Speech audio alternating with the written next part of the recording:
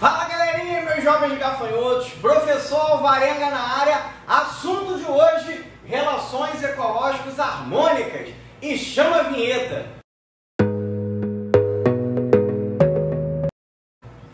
Fala galera, seguinte, presta atenção aqui. Antes de mais nada, momento print. Printa o quadro. Olha que coisa linda. E agora você vai vir construindo comigo. Antes de mais nada, se você não me segue no Instagram, corre lá, Professor Marcos Alvarenga. Tem muita coisa bacana para você lá. Tem biodose, que são explicações curtas de conceitos ou coisas muito importantes que vem caindo na tua prova. Então, biodose, a gente lança diariamente no Instagram.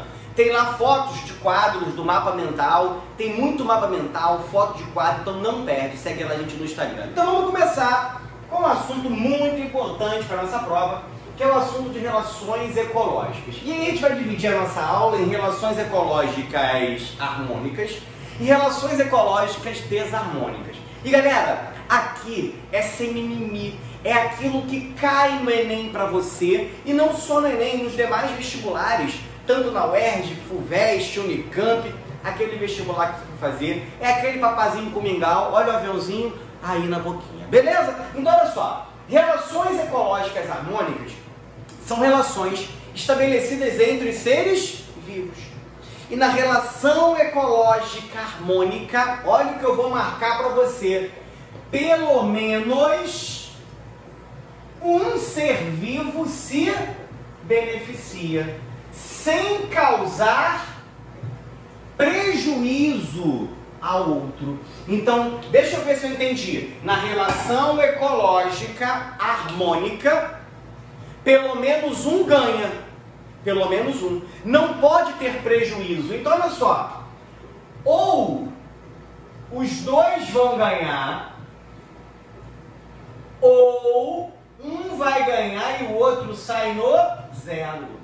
Na harmonia não pode ter prejuízo. Ou os dois ganham, ou um ganha e o outro sai no zero. Pegue esse conceito. E aí, a gente vai dividir a relação harmônica, meu jovem gafanhoto, em relação intra ou intra específica, mesma espécie. E aí, olha que coisa legal. Olha o bizu, pega o caderno, pega o papiro. Qual é a diferença de colônia para a sociedade? Aqui você anota contigo. Eu vou te dar a definição, você pausa e anota. Você vai fazer um estudo ativo. Então, olha só.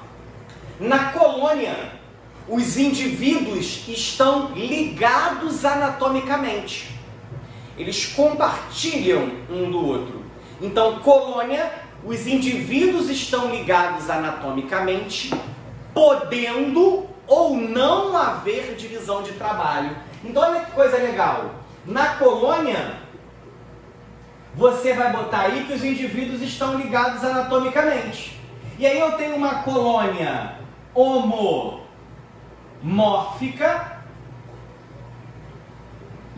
Uma colônia homomórfica é sem divisão de trabalho.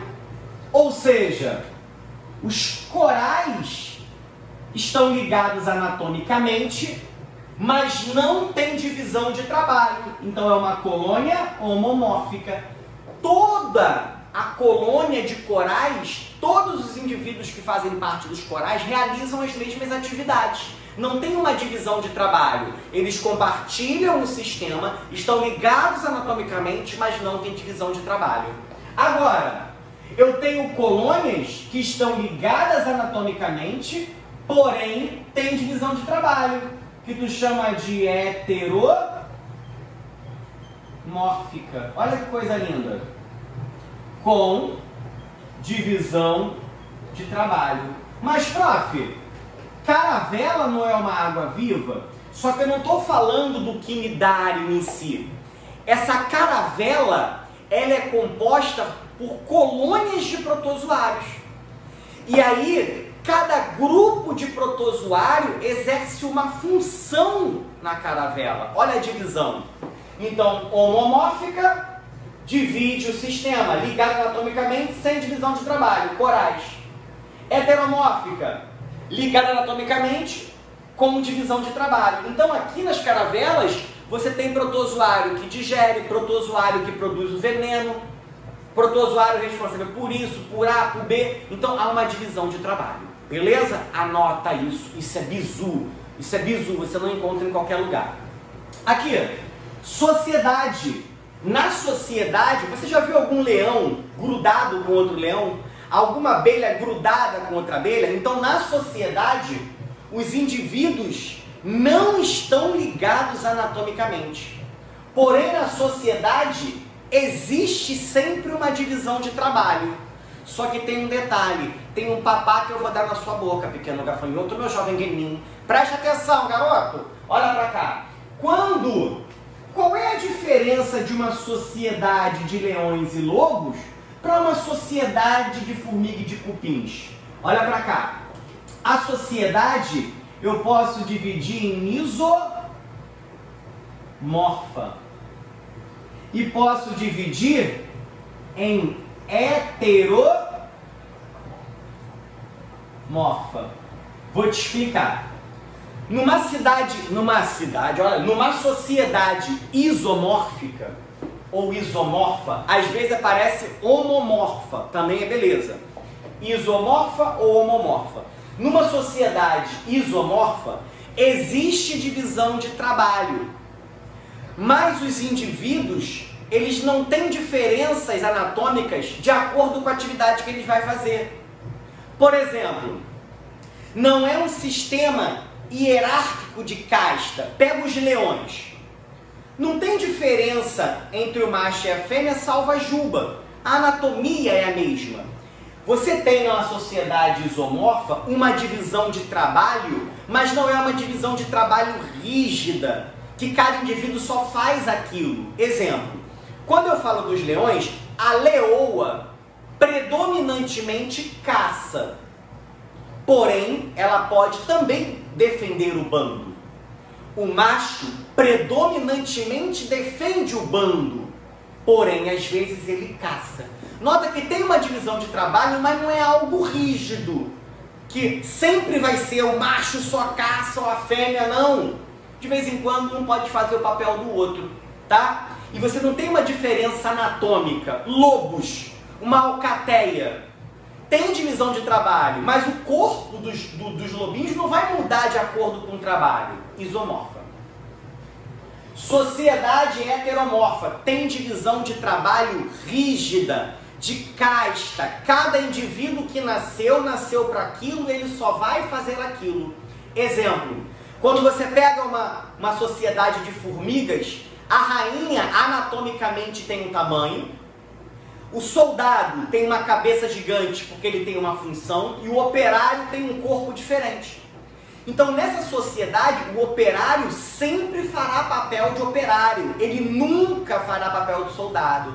Ah, mas se invadirem o formigueiro, ele não vai ajudar? Não, ele sempre será um operário. Olha a rigidez. Ele não tem estrutura corpórea, ele não é voltado para aquilo. O soldado, ele foi feito para defender, ele nunca vai ser um operário. Assim como a rainha nunca vai fazer papel de operário nem de soldado. Cupim, o cupim soldado, a cabeça gigante, a mandíbula gigante, sempre será um soldado. O operário sempre será um operário. E a rainha sempre será uma rainha. Então, quando eu tenho uma divisão rígida, bem definida, ela é heteromorfa. Quando eu posso ter uma alternância dentro do trabalho, ela é isomorfa. E outra, na heteromorfa, tem uma diferença anatômica entre os seios. Beleza, então anota isso. Já na interespecífica, eu tenho espécies diferentes. E aí eu quero te dar um bizu aqui, ó. Mais, aqui todo mundo se beneficia, porque é da mesma espécie, é sempre mais para todo mundo. Aqui eu fiz questão de botar os sinais.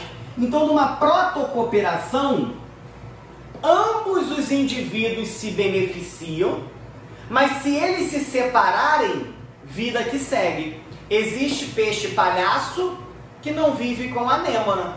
Anêmona sem peixe palhaço sem anêmona. Mas quando estão juntos, ambos melhoram sua sobrevivência. Então, na protocooperação, ambos vão se beneficiar. mas se separar, ambos sobrevivem. O peixe palhaço protege a anêmona, né? Limpa a anêmona de parasita e ele se abriga na anêmona. Há uma troca, mas se separar, vida que segue. Por exemplo, pássaro e boi. O pássaro pousou no boi e começou a comer o carrapato. O pássaro ganha comida e o boi fica limpo. Mas se eles se separarem, vida que segue. Quando os dois ganham, mas a dependência não é obrigatória, é protocooperação. Já no mutualismo, os dois vão ganhar. Mas se eles se separarem, ambos morrem. Por exemplo, líquen, alga e fungo. A alga faz o quê? Fotossíntese para dar nutriente para o fungo. E o fungo pega água e sais minerais. Se separar, os dois morrem. Bactéria Rhizobium na raiz de uma planta leguminosa. Rhizobium fixa nitrogênio. Ajuda a planta e a planta dá nutriente para a bactéria. Há uma simbiose, um mutualismo. Separar, ambos morrem. Então, ambos ganham, separou, não morre. Ambos ganham, separou, morre. Olha o inquilinismo. Mais 0. No inquilinismo, quem ganha é só o hóspede. Exemplo, pepino do mar e peixe-agulha. O pepino do mar é um equinodermo tóxico. Dentro dele vive um peixinho chamado peixe-agulha.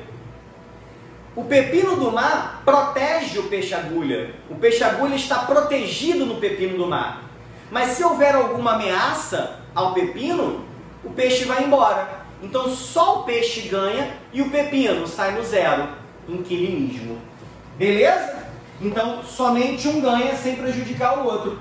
Um serve de abrigo para o outro. Olha o comensalismo. No comensalismo, os seres se alimentam de sobras deixadas por outro animal. Por exemplo, é muito comum você ver o tubarão e um monte de peixinho embaixo do tubarão. Ou uma baleia jubarte e um monte de peixinho embaixo. A rêmora ganha, o tubarão sai no 0. Por quê? Tudo que o tubarão come, as migalhas, a rêmora pega, a rêmora ganha. Exemplo, tem lá, o leão abateu uma carcaça de zebra, comeu e foi embora. Aí vem uma hiena e come a sobra deixada pelo leão. A hiena ganhou a sobra e o leão, 0, já foi embora. Um ser se alimenta de sobras deixadas por outro. Foresia. Um indivíduo transporta o outro. Quem transporta é zerado, não ganha nada, mas quem é transportado ganha. Já viu aquela baleia jubarte que parece que tem um monte de pedrinha embaixo dela? Aquilo são invertebrados, são cracas. Normalmente aquele ser é um ser fixo. Ele gruda numa rocha e fica. Ou seja, para ele comer, a comida tem que vir até ele. Mas quando ele gruda numa baleia, para onde a baleia vai, a craca vai. Então a craca acaba ganhando locomoção. Então a craca ganha e a baleia sai no 0. Um ser transporta o outro. Epifitismo é uma relação entre vegetais. Eu tenho uma árvore e nessa árvore se apoia uma bromélia, se apoia uma orquídea. Eu não estou dizendo que a orquídea, a bromélia, retira nutrientes da árvore, porque se fosse isso seria parasitismo, é prejuízo. Aqui é uma harmonia. As orquídeas e bromélias geralmente estão em árvores porque elas acumulam água entre a sua raiz e o tronco e fica melhor para a fotossíntese. Então a orquídea ganha e a árvore sai no 0. Agora olha que bizu gostoso. Jovem gafanhoto, preste atenção do titio. Olha para cá, garoto. Olha aqui pro tio. Bizu. Eu tenho espécie A e espécie B. A questão do Enem te pergunta assim. Observe o gráfico. Tu observou. Qual o tipo de relação ecológica existente entre a espécie A e B? Olha o bizu que o tio vai te dar. Olha pra cá. A espécie A vivendo separada. Olha o tamanho dela. A espécie B vivendo separada da A. A e B nesse gráfico não estão juntas. E aí, olha só. Quando eu junto a espécie A e B, o que acontece? Ó. A aumentou, separada está aqui. Aqui aumentou, positivo. Olha B. B aumentou? Aumentou, então melhorou. Então essas duas espécies não são obrigadas a viver juntas. Mas quando se juntam, ambas ganham. Qual é o sinal que tem dois positivos, jovem guerrinho? Prof, é o mutualismo e a protocooperação. Qual que eu marco? Proto. Porque no mutualismo não pode viver separado, e aqui está separado. Na protocooperação pode separar, mas se está junto fica melhor. Acabou. É isso que você precisa fazer. E treinar questões. Beleza? Galerinha, se você curtiu a aula, deixa seu like, seu comentário, sua dúvida. Compartilha esse vídeo para chegar às mais pessoas. Ativa o sininho para receber as notificações e corre lá no Instagram, Professor Marcos Alvarenga, que tem mapa mental, tem foto do quadro, tem biodose diária, tá? E ó, tira um print desse quadro aí maravilhoso. Beleza? Galera, fechamos a aula, vamos que vamos e fui!